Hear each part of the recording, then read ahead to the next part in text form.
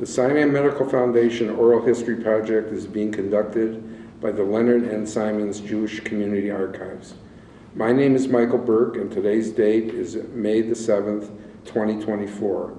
I'm interviewing Dr. Scott Lewis.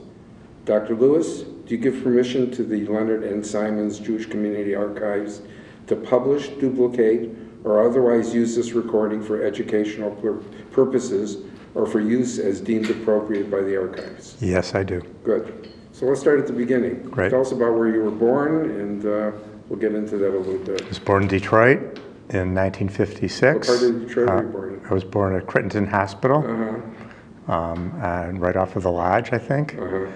It's not existent in Detroit anymore.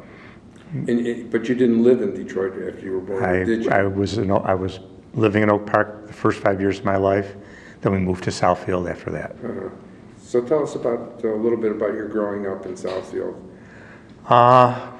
We moved to Southfield when I was 5. I went to Shane Alls Elementary School, Thompson Junior High, and then Southfield High. Very close, tight neighborhood. Had a bunch of good friends I spent a lot of time with. Still friends with any of them? A few of them. Yeah? Absolutely. Yeah. And we love to talk about the old memories from the neighborhood. We still do. Yeah, I'm an old Southfield guy too. You are. My kids grew up in Southfield. Nice. But they went to the Southfield Lathrop Gotcha. competition. Right, right. And when did you hear about Sinai Hospital? What was your first recollection of hearing about Southfield? I think looking about Sinai. way back, I'm sure a lot of my friends were born at Sinai. That's probably the first time I heard about it, but that was obviously, there was no building that I associated in my mind with it. There was just a hospital that I heard of. Probably as time went on and I decided to go into medicine and went to medical school, then of course it became more in the forefront in my mind. Were you or any of your family ever treated at Sinai Hospital growing up? I don't believe so. No? So it was just there? Right. It was there, right. So you grew up, where did you go to school, the university? I went to University of Michigan undergrad and then Wayne Medical School. What made you decide that you wanted to become a doctor? Good question. Of course, I've been asked that many times through the years, and I don't think there was one epiphany that came over me, but I remember way back, my grandfather was a general practitioner. Unfortunately, he passed away in 1967 when I was 11 years old, but he was so highly revered by everybody, my family, his friends, and people always spoke so highly of him. I remember, he would of course make house calls and Different times. Different times. Was it mom's dad or your dad's It dad? was my mother's father. He was on staff at Mount Carmel, I believe, back then. He went to Michigan Medical School, and he actually had to change his name. His name was Goldstein, and there was a quota, so he changed his name so we can get into medical school at Michigan. That's interesting. Right, And then- probably in the 30s or 40s. And the change to Lewis did that? It was actually my mother's side, so it changed to Gilbert, so his medical name was Sam Gilbert. And he was a wonderful man, and people, even after he passed away, still always talked about him, even before I decided to become a doctor, but I'm sure it was imprinted in me how people felt about him and the influence he had on people as their doctor. So I'm sure early on that must have had some kind of influence in me. Were there any other members of your family who were in the medical field? No, not at all. No, so it was, family was just your grandfather? Correct. And did your mother, obviously your mother spoke kindly and lovingly? Of course, she adored him. Adored him, yeah. And what was his practice? What did he? It was a general practitioner. Somewhere in Detroit, I don't even know where. You went to school at Wayne State? I went to Wayne State. Tell me about your experience there. I really liked it. I actually got accepted to the University of Michigan and Wayne State Medical School, but I chose Wayne because I knew I felt I wasn't doing primary care, and I felt Wayne would give me better experience for that compared to if I was going to specialize. Michigan might have been better for that. How'd you find your studies, or were they good? Was it a good school to go to? Excellent. Did you make the right choice? Yes, they prepared me beautifully for what I wanted to do. And tell me about what you did. What was your practice like? So I graduated Wayne State, did internal medicine residency. That's when I went to Sinai from 1982 to 1985. I decided not to specialize because, again, I wanted to do primary care. So after 1985, I went into practice. But my years at Sinai really trained me well for what I wanted to do. Tell me a little bit about primary care, just for the record. What exactly is So that? primary care internal medicine is like a general practitioner for adults. And we take care of all certain amount of problems. We're not surgeons. We don't do many procedures, if any at all. We take care of all their medical problems and oversee their medical problems, refer them to the appropriate specialist if need be. And a little bit about your experience in your residency at Sinai. Is Great. that where you first got to know about the hospital? Was that your first real Well, intimate experience? during medical school. How was your relationship in medical school with Sinai? I did some rotations at Sinai. I think my first rotation was internal medicine my 4th year. The doctor in charge of us was Charlie McEwen. I'm sure you heard plenty about from your other interviewees. And he really mentored us. You know, he didn't practice medicine, but he oversaw all the students and the residents. And really, he was like a fatherly figure to us. Remember, he would as a medical student, he would take me canoeing. He loved canoeing, take us to his house. And he was like the father hen to all of us and took a lot of pride in that. How many people were sort of in your class at the time? At Sinai? Yeah. So our internal medicine residency class, I would say about 12 to 15 people. And he took all of these people under his wing? Yeah, exactly. And when we were deciding as Wayne medical students what to do, and a bunch of us wanted to do internal medicine, we were all very close, and we all pretty much got together and chose Sinai. When I interviewed with the chairman of internal medicine at Wayne State, and he was a very academic person, not even from Detroit. He said, "You can go wherever you want. I'll get you wherever you want. I'll get you to Duke, to Stanford. Tell me where you want to go." And I said, "I want to go to Sinai." And he had a hard time understanding that. That's interesting. But as my experience as a medical student there, I just knew that was right for Now, me. did you do rotations at any other hospitals in the area, or was it just on Sinai? As a medical student, I did. I'm saying, Right, which other hospitals? All the DMC hospitals, Harper, Hutzel, And give Detroit me Receiving. a comparison between Sinai and those. So 3rd year was all at the Detroit hospitals, Detroit Medical Center hospitals through Wayne State. And they were wonderful doctors, they were wonderful people. But once I did that first rotation, 4th year at Sinai, I think it was August of my 4th year, it was homey. The doctors were Hamish. They really cared a lot about you. I'm not downgrading any of the other doctors I had experience with at DMC, but it was just a different feeling. You could tell it was more of a family atmosphere. And I really took to it, as did many of my other co-medical students who wanted to go into internal medicine. So we had a great internal medicine class at Sinai the 3 years we were there. All Jewish? I would say 80-90%. Yeah. I've experienced with others. I'm going to ask you the same question. The fact that you were Jewish in a Jewish hospital made other doctors feel very comfortable. But I asked them about the non-Jewish doctors at the Jewish hospital. And what was I'm going to ask you the same It was question. fine. I mean, they were part of the same family, basically. And I don't think they felt like fish out of water there whatsoever. Definitely not. Yeah, it wasn't true the other way around in some of the other hospitals. Was it? Probably true. Yeah. Right. So a little more about your experience. So talk about the residency and what you did and how So it was internal how you medicine learned residency. It's certainly very difficult. You had call every 4th night where often would be up all night taking care of people during the nighttime hours. Every month we switched rotations from working on the floors to emergency room to some specialties. So we met, of course, the whole plethora of doctors who were on staff at Sinai that way. And pretty much across the board, I just have such fond memories of so many of them. And they really cared about you.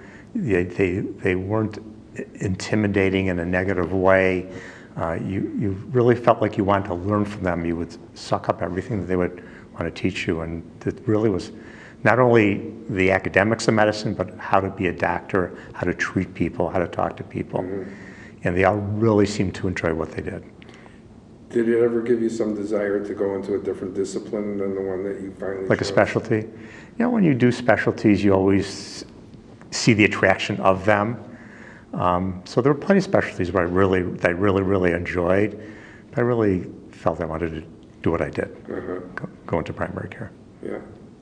And were there other doctors who shared the same discipline with you, that you sort of took them along the way as you moved up into? So in my residency class, a huge amount did what I did. And pretty unusual. Yeah, I was going to Right. ask, is that the case now in terms of No. doctors? No, it's unfortunately. Why is it? I think part of it is financial. Part of it may be lifestyle. Part of it may be just thirst for a particular specialty that they really like. And you know, when you are training, you're basically trained a lot by, in many places, other specialists. So they may look up to those specialists and want to do what they did. You know, nowadays, a lot of medical students have so much to pay back in student loans. So there's a financial component to that. The demographics of medical students has changed a little bit. More women now than men going into. 50-50. Why do you think? Right. Because more women want to go into medicine, so that's how it should be. And what about Jewish doctors? Are there as many Jewish doctors that are going into the field? I don't see a great change in the proportion that I can tell. I haven't looked at statistics at all, but I imagine I don't think there's been a huge change. Now, when you did your residency beyond, did you hold any positions in the hospital? As a resident, Or beyond? I taught. You know, I taught in the clinic at Sinai afterwards. I didn't have any administrative positions after I finished. I was on a couple of committees here and there, but nothing that really took up much of my time. I was pretty much devoted to my practice. What made Sinai stand out in the community, in your opinion, back in its heyday? The quality of the physicians, the way they cared about their patients, the devotion they had to their patients, and the ability to practice medicine in, to me, such a high level. Were you raising a family while you were there, or was that after your residency? I got married during my residency. My first child was born after I finished. Where did you live? Initially in Southfield. So you never lived in the dorms at... No. During my residency, I lived in Southfield the whole time. Uh-huh. Right? What part of Southfield? 10 Mile in Southfield area. Yeah. And when I graduated, then I got my own apartment and then got married and we So tell me bought a about your house. family a little bit. You know, I was going to deal with that a little bit later Okay. on, but your wife and kids. Okay, so my wife and I met in college. We actually didn't start dating until I did my residency at Sinai. She was a physical therapist at Sinai at the time. So we started dating and we got married during my last year at Sinai. That's my third year, actually my second year at Sinai. And what about kids? We have two kids, Their names? Erica and Michael. How old? Erica's 38, Michael's 35. Married? Both married, Grandchildren? 2 grandchildren, a third one on the way. Yeah, their names? If you asked me that a month ago, I wouldn't have been able to tell you that, Wow. right? So Erica has a son, Ian, and a daughter, Emma. Erica's also a doctor, Oh, nice. right?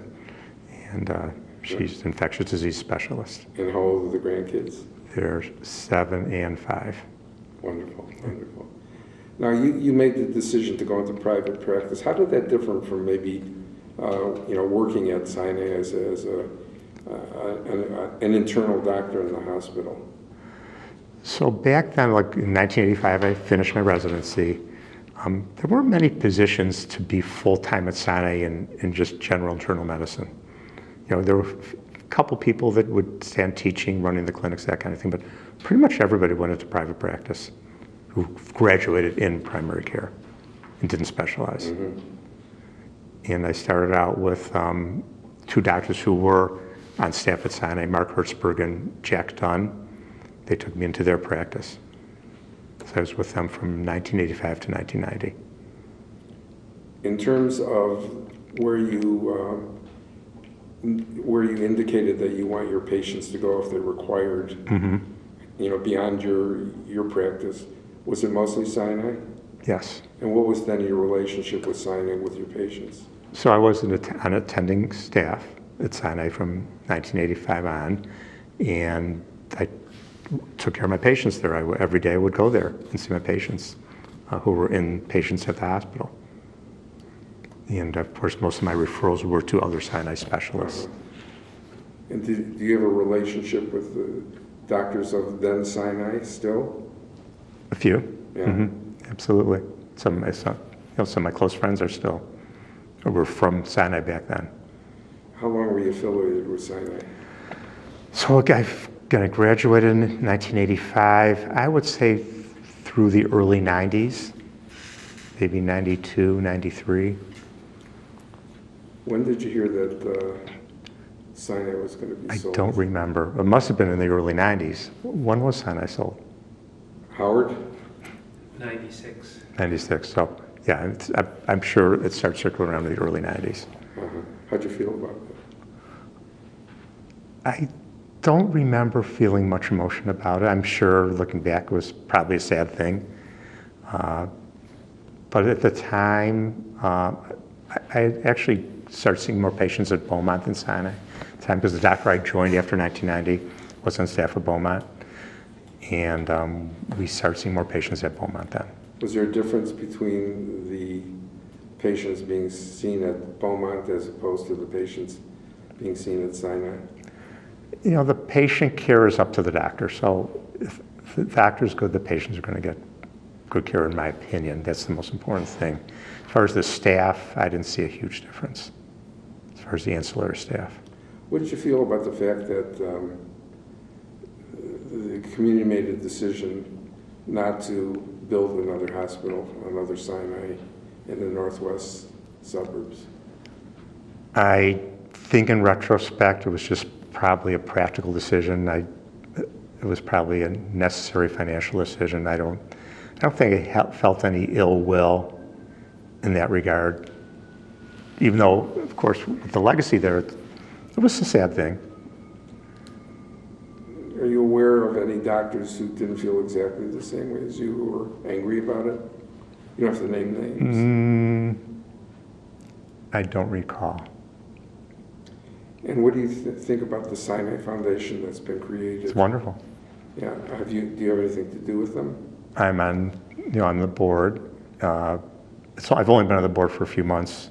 So I've only been to one meeting so far. And it's great to see some of the other old doctors that I haven't seen in a long time from Sinai.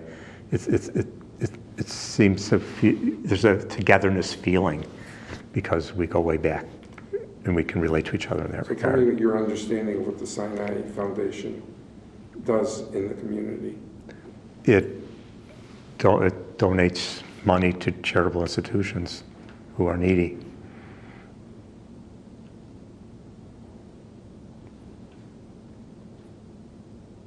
What was the atmosphere at the hospital when negotiations were going on, to the best of your recollection? So since I wasn't a full-time doctor, there was just an attending who made rounds.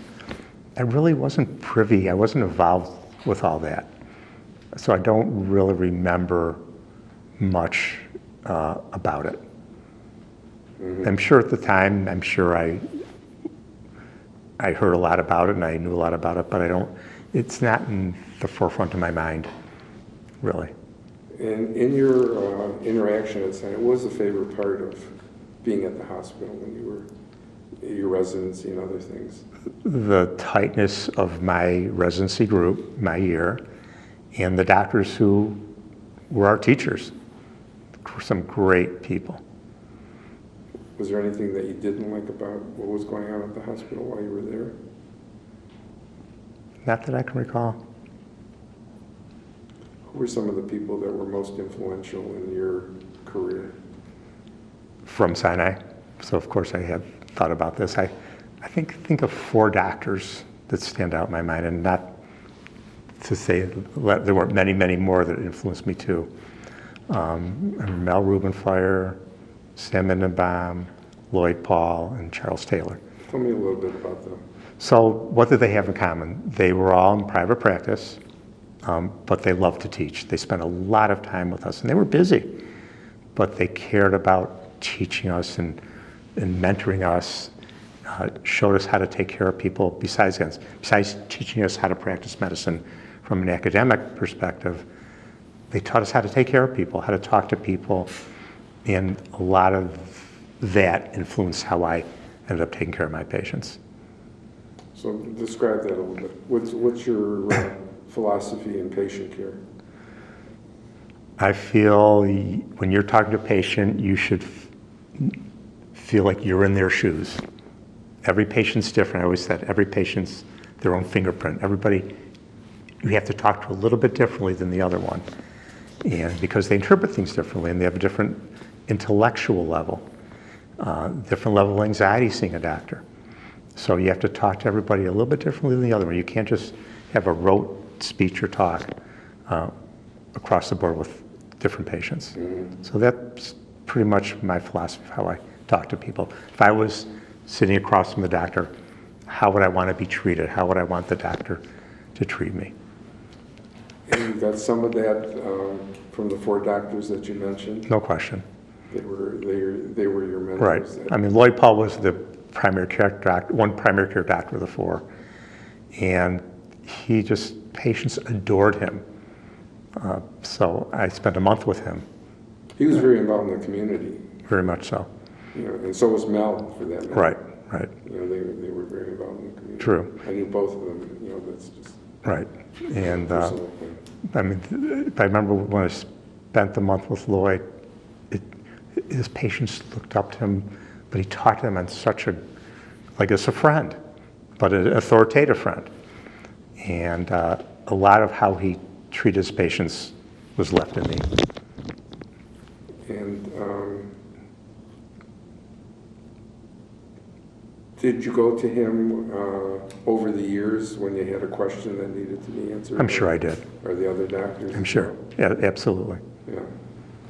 So that was, they really were influential to all of us. And they were busy, but they really spent time taking care of us as well as their patients. You know, you said that you left Sinai to go to Beaumont. Mm-hmm. It was sort of was there a reason that you went? Was that because your patients were going there? Or? It seemed like more patients were leaning toward going there.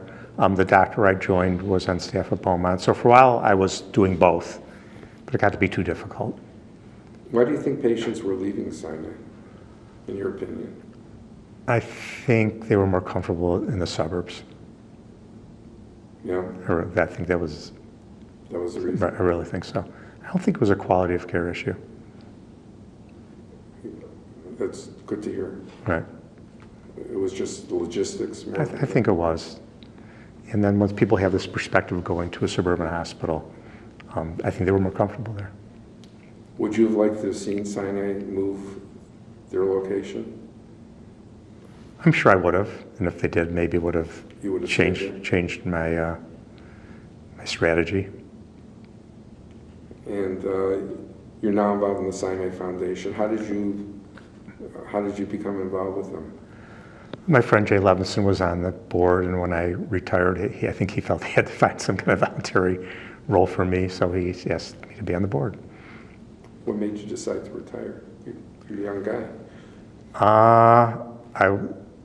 I loved being a doctor. I loved being people's doctor. I'll start by saying that. But when I had some free time, I really, really enjoyed my free time. And my practice was very, very intense, very hard work. And when I could financially retire, I just looked at, I want to be able to do what I want to do the rest of my life. Are you doing anything medically No. beside the foundation? No. I might eventually, but right now, no. What kinds of things are you thinking about? And there's always volunteer opportunities, teaching, free clinics, that kind of thing.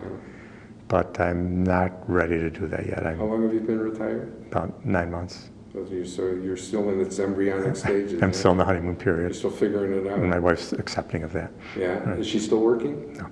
No? So are you getting under her foot? We're fine. During the day, we do our own thing quite a bit. Because I know when I retired, my wife, it was interesting. We worked together. Oh, did you? Yeah, so it was interesting. No, she's dynamic. embracing it in a good way. Yeah, good. Especially more traveling, more time to take her longer traveling, and not getting the phone calls. Where do your kids live? My daughter and my grandchildren live here, and my son lives in Chicago. So it's pretty close. Yes, we're very, very blessed. Yeah. Is there anything else that we haven't talked about that you'd like to share? Not that I can think of. Well, I want to thank you. You're welcome.